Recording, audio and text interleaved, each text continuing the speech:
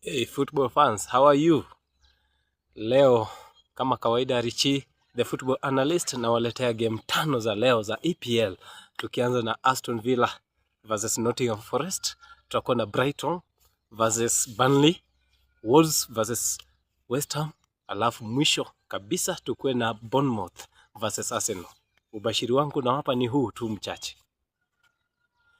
Aston Villa atamtwanga Nottingham Forest, Brighton atamkula Burnley, kisha mechi tashwishi hapa ni kati ya Wolves na West Ham. Kwa nini?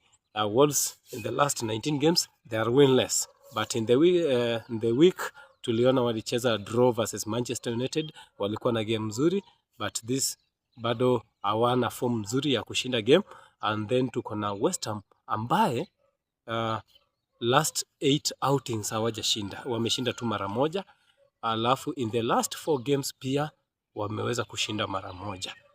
So hapa kuna mechi tashwishi ambaye mimi nitawapa tu draw. Kumbuka hivi, Wolves ndio timu ya kwanza kuenda 19 games za kwanza za ligi bila ushindi after 1992-1993 ambapo Bolton Wanderers walifanya the same thing.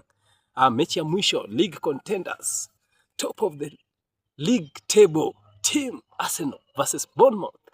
Tunajua vizuri Bournemouth in the last 10 games since October hawajashinda mechi yoyote. Wamedraw mara 5, wamepigwa mara 5.